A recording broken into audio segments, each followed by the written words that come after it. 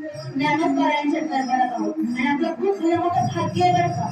कारण तुकोबराय म्हणजे ऐसा भाग्य झालं तरीच त्यांना जन्म आलो की आपण ज्ञानोबरायांच्या नंतर या महाराष्ट्रासारख्या भूमीमध्ये जन्माला आलो म्हणजे खरंच आपण खूप भाग्यवान आहोत. ज्ञानोबरायांचा जर अगोदर जन्म झाला असता किंवा दुसऱ्या देशामध्ये किंवा राज्याचा जन्म झाला असता तर ज्ञानोबराय अभ्यासाला भेटलेच नसते. अहो ज्ञानोबरायांच्या ज्ञानेश्वरीचं पारायण करायला भेटलं नसतं, अमृत अनुभव डोळ्याला पाहायला भेटला नसता. चांगदेवपासष्टी झालं, पसायदान झालं, किती ग्रंथ येतो.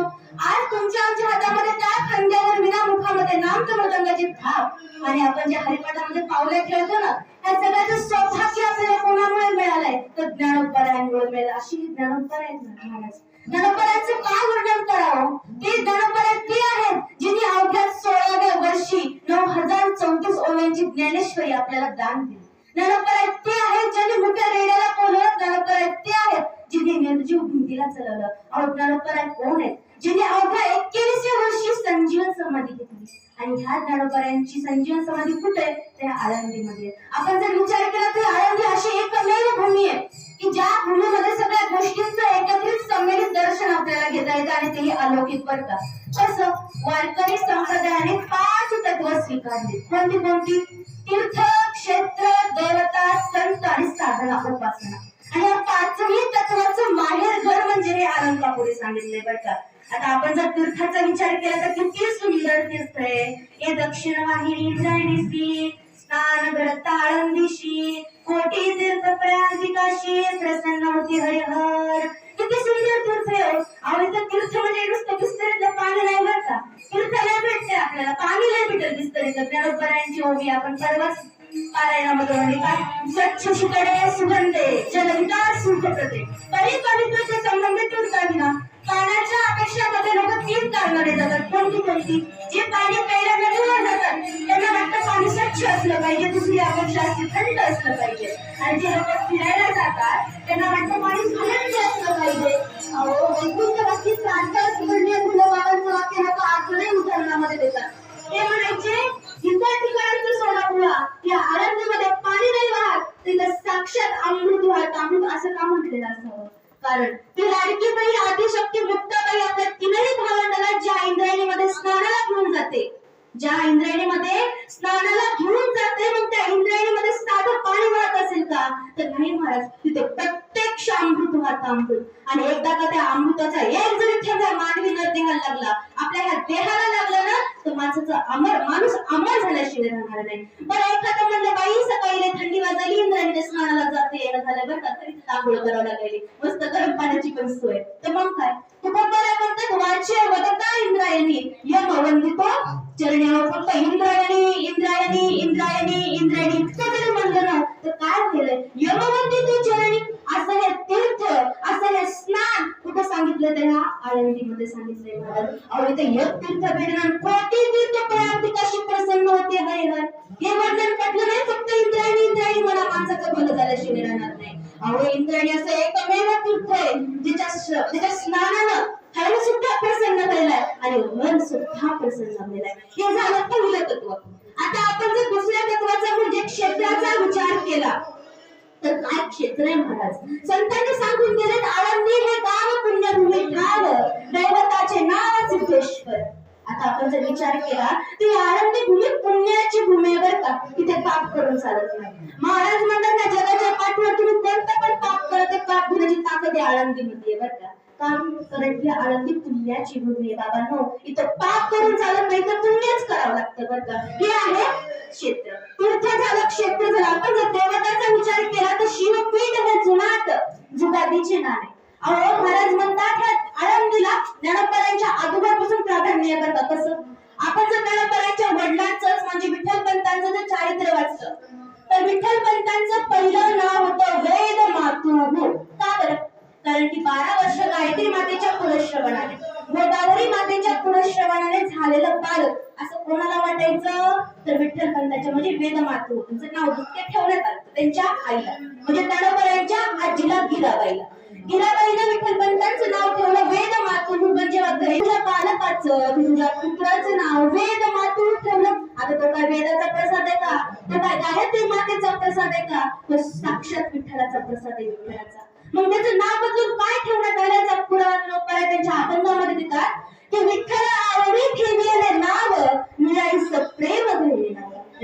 विठ्ठल पंत ठेवण्यात आलं आणि विठ्ठल पंत जेव्हा तीर्थयात्रा करत करत कुठे गेले, नाशिकला गेले. नाशिकहून त्र्यंबकला गेले, त्र्यंबकहून आळंदीला आले. आळंदीला आल्या क्षणी ते इंद्रायणीच्या स्नानाला गेले. इंद्रायणीचं स्नान करत होते आणि तेवढ्यात तिकडून सिद्धोपंत आले. सिद्धोपंत कोण होते? रुक्मिणी मातेचे वडील, विठ्ठल पंतांचे सासरे. सिद्धोपंत आले. सिद्धोपंतांची नजर कोणावर पडली? विठ्ठल पंतावर पडली. विठ्ठल पंत त्यांचं नित्य नियम करत होते. काय त्या वेदाच्या उच्चारण, अहो त्यांची नजर त्यांच्यावर प्रत्यक्ष त्यांच्या मुखातून शब्द बाहेर पडले. ज्ञाने रूपस सुकुलीन तरणासा तपस्वी असा विद्यावंत विचारशील सुचिता सौजन्य सिंधू तसा गांभीर्यादि गुणे सदा विरससे सतपात्र भाग्यामा जामाता हरणेन विलान करिता साया सत्य अश्रम. जामाता शब्दाचा अर्थ जावाई.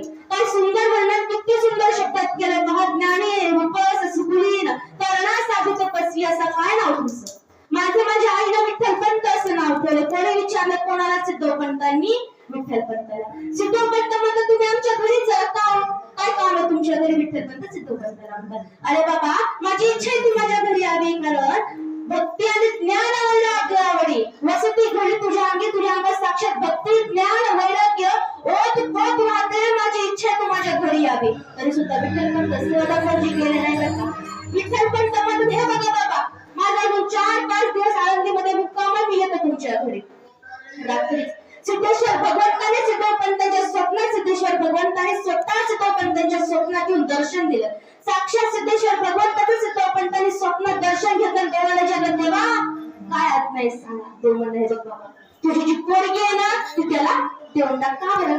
तर मूर्तिवंत चारी जन्मलीच्या उदरी असं ही देवता ह्या आळंदीमध्ये सांगितलेली आहे की मनात आलेली इच्छा, मनात आलेली संकल्पना सिद्धीला आणण्याची ताकद ह्या दैवतामध्ये. आपण जर चौथ्या तत्वाचा म्हणजे संतांचा विचार केला तर सगळ्यालाच माहिती हो, ज्ञानोबराय संत आहेत महाराज. ह्या जगात असा एकही संत नसेल ज्याने ज्ञानोबरायांचं वर्णन केलं.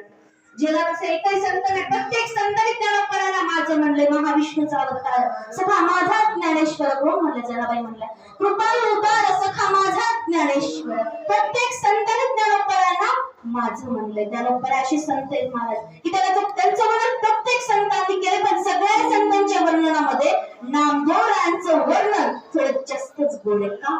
कारण नामदेवराय ज्ञानोबरायांचे आय विटनेसेस साक्षात पुरा समोर घडलेले घटना आपण जर पाहिलं वाचलं ना तर नामदेवरायांची आणि ज्ञानोबरायांची जीवाभावाची मैत्री मध्ये ते बेस्ट फ्रेंड होते. अहो अगोदर तर नामदेवराय तयार सुद्धा नव्हते तीर्थयात्रेला जायला, पण मैत्री निर्माण झाली ती इतक्या पराकोटीची जीवाभावाची. त्याचं वर्णन जनाबाई करतात की सखा विरळा ज्ञानेश्वर नाम याचा तो जिवाळ. आता ज्ञानोबरायांची आणि नामदेवरायांची मैत्री निर्माण झाली आणि ते तीर्थयात्रेला गेले. तीर्थयात्रेला गेले आणि तीर्थयात्रेला गेल्या क्षणी काय झालं तर तहान लागली. कोणाला?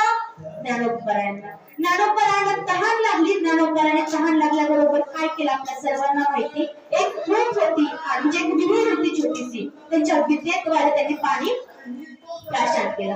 आता इथून पुढचं ज्ञानोबरायांचं वर्णन थोडंसं चुकीचं दिसतंय. कारण ज्ञानोबराय नामदेवरायांना विचारलं तुम्हाला पाणी देऊ का?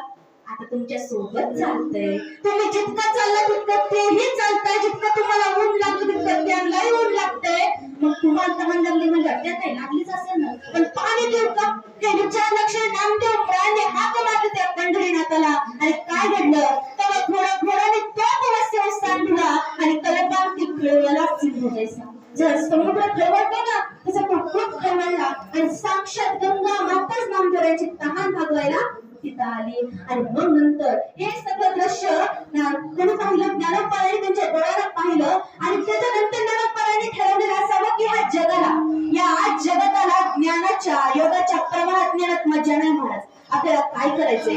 आपलं जे आयुष्य आहे ना ते ह्या जगताला आपल्याला काय करायचंय? प्रत्येक प्रवाहात गंगा मातेच्या झऱ्यासारखं रोज पोट भरण्यामध्ये आपलं आयुष्य आपल्याला खर्च करायचं. तुम्हाला सांगायची महाराज काय की ज्ञानोबरायांच्या वाणीला जाण्याच्या अगोदरचं आयुष्य आणि नंतरच्या आयुष्यामध्ये फार फरक आहे. त्याच्या की अगोदर तर ज्ञानोबराय तयार सुद्धा नव्हते बरं का, पण तीर्थयात्रेला गेले आणि जेवढी ओढ नामदेवरायांना पंढरीला जाण्याकरता असायची ना आपली तेवढी ओढ ज्ञानोबरायांना सुद्धा लागली. तुम्ही वारकरी भूमिकेमध्ये बघता अगोदर काय वारकरी संप्रदायाचा विरोध अशी गोष्ट आहे, पण ज्ञानामध्ये योगामध्ये रममाण असलेले ज्ञानोबा आहे.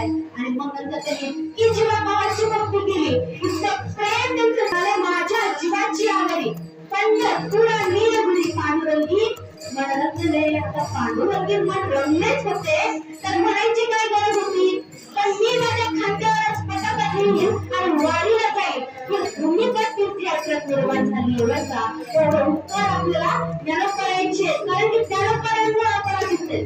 जर ज्ञानोबराय नसतेच ना तर आपण आयुष्य पुढे काय दिवस चालत शेवटचा दिवस परभणीला जायचं. हा जावं वाटत मला की दिवस कसे गेले, 1 मिनिटाचा काही दिवस गेला कुठं कसे गेले पत्ता लागला नाही. काय सकाळी पारायण काकडा होता, काकडा झालं की पारायण झालं की भागवत प्रवचन हरिपाठ कीर्तन, दिवस कुठं गेला पत्ता नाही.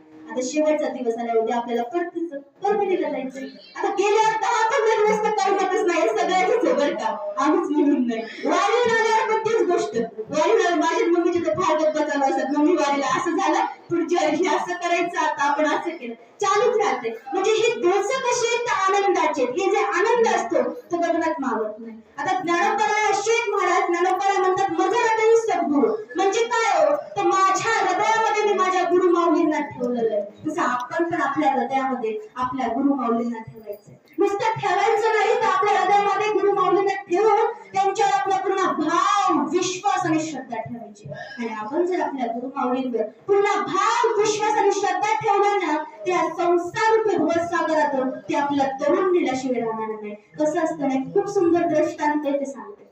एक भाजीवाला असतो आणि तो भाजीवाला एका गावामध्ये भाजी विकत असतो. आणि मग सगळीकडे चर्चा झाली की एक गुरु येले, एक गुरु येले, एक गुरु येले. आणि मग सगळेजण काय करू लागले, त्या गुरुकडे पैसे धन सोनं नाणं घेऊन दर्शनाला जाऊ लागले. पण हा भाजीवाला मात्र गरीब, त्याच्याकडे काय होतं महाराज, काही नव्हतं. सगळे गुरु मंत्र घेऊ लागले, वापस येऊ लागले. पण ह्या भाजीवाल्याने काय केलं, एक वांग 2 पपईच्या जुडी घेतल्या आणि निघाला गुरुकडे दर्शनाला. गुरुचं दर्शन घेतलं, गुरुला एक वांग 2 पपईच्या जुडी दिल्या आणि गुरुला म्हटलं, गुरु आता मला पण जुडी मंत्र द्या.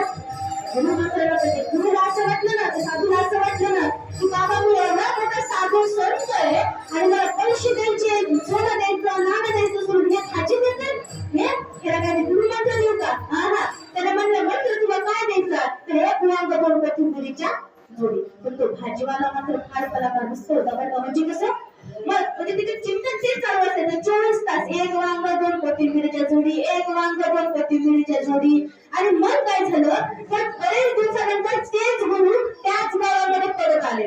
पण पावसाळ्याचे दिवस होते, नदीला पूर आलेला होता आणि गुरु नदीच्या पलीकडे होते. सगळे जणांना गुरुचं दर्शन घ्यायला जायचे, पण आता जायचं तरी कसं, त्याचा मात्र मोठा प्रश्न. सगळे जमा झाले, तो पण तिथे भाजीवाल्याच्या कानावर आला की आपले गुरु आले बाबा, आपल्याला पण जायचंय. भाजीवाला गेला, बघतो तर काय कोणाला तिकडे जाता येईना. विचारतो जाता कसं येणं झालंय, तर तिला जोडालाय. त्याच्या खांद्यावर एक घोंगडी होती, ती घोंगडी त्याला खाली आदरली, त्यावर बसला आणि म्हणला, एक वांग 2 कोथिंबीरच्या गुडी, चल गो घोंगडी तरी असं म्हणल्याक्षणी ती घोंगडी उडाली आणि त्या साधूच्या पुढे जाऊन थांबली आणि दर्शन घेतलं. गुरुचं म्हणाले, गुरु महाराज इथं मी आलो बरं का. महाराज म्हणे कस काय, तू कस काय आला, कोणी शिवशरण तू कुठून आलास.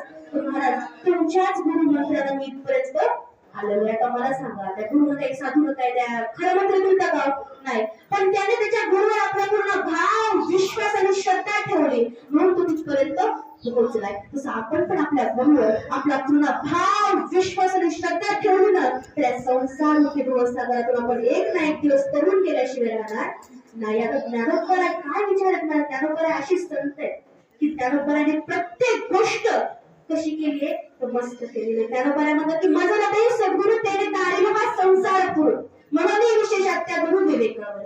आपल्याला जर खऱ्या देवाची ओळख करून घ्यायची असेल ना तर संतांकडे जाणं, गुरुकडे जाणं फार महत्वाचं आहे बरं का. कारण की गुरुकडे गेल्याशिवाय आपल्याला खऱ्या देवाची ओळख होता येत नाही. कारण की स्वतः नामदेवराय देवासोबत 24 तास असायचे. नामदेवरायांसोबत ते प्रत्येक गोष्ट करायचा, खायचा प्यायचा बोलायचा, प्रत्येक गोष्ट असायची. पण नामदेवरायांना पण खऱ्या देवाची ओळख केव्हा झाली, जेव्हा ते खेचर स्वामीकडे औंढ्याला गेले तेव्हा. आता नामदेवरायांची गोष्ट काय, स्वतः देवाच्या पत्नीला सुद्धा खऱ्या देवाची ओळख केव्हा झाली, जेव्हा ते संतांकडे गेले ना तेव्हा. खूप सुंदर दृष्टांत आहे, आता सांगते थोडाच वेळ. दुसरे प्रवचनकार पण आलेलेच आहेत म्हणून जास्त काही बोलत नाही, पण हे बघा ऐका, दिवाळी नेमकी झालेली होती आणि बलिप्रतिपदा दिन असतो दिवाळीच्या दुसऱ्या दिवशी. कॅलेंडर मोठ्या अक्षरात लिहिलेलं असतं, आपल्याकडे साजरी करतात. आता काय करतात त्या दिवशी, तर पत्नी आपल्या पतीचं ओवाळणं करत असते. आता पत्नीनं आपलं म्हणजे रुक्मिणी मातेनं मस्त ताट सजवलं आणि निघाला कुठं, देवाचं ओवाळणं करायला पंढरपुरामध्ये महादेवाकडे. महादेवाकडे गेल्या, पंढरपुरामध्ये गेल्या, जातात बघतात तर काय देवाला शोधतात, देव कुठं दिसणं. का बरं, कारण की देव दिसला आणि बघतात तर काय, तर एक नाही, दोन नाही, तीन नाही, हजारो देव थांबले. आता रुक्मिणी माता कन्फ्युज झाला की मी ओवाळू तरी कोणाला बाबा, माझा तर एक होता इथे इतके कुठून आले. आणि रुक्मिणी माता लाजले आणि मनाला लाजले की माय आता कोण ओवाळू, जिकडे पाहुणे तिकडे चतुर्भुज कृपाळू. आता तिथे एक नाही, दोन नाही, मग रुक्मिणी माता म्हणले जाते बाबा आता मला काही होईना, मी जाते आल्या पावली मागाळी. रुक्मिणी माता मागाळी निघल्या, वाटेत नामदेवराय भेटले. नामदेवराय म्हणतात माते काय झालं, कुठे चाललात वापस. माता म्हणतात, रुक्मिणी माता म्हणतात, अरे बाबा नामदेवा काय सांगू, आज बलिप्रतिपदा आहे आणि आज मला माझ्या पतीचं म्हणजे देवाचं ओवाळणं करायचंय. पण तुला काय सांगू, मला माझा देव ओळख नाही ना, मला माझा पती ओळख नाही ना. नामदेवराय म्हणतात, काय माझा चेष्टा करताय, तुम्हाला तुमचं काय मालक ओळखते ना वय. नाही नाही नामदेवा, खरंच मला ओळखता येईल. नामदेव महाराज म्हणले, माते देवाला ओळखणं फार सोपं, तुम्ही जा देवाकडं. देवाच्या गळ्यामध्ये कौस्तुभाची माळ आहे, ती माळ बाजूला करा.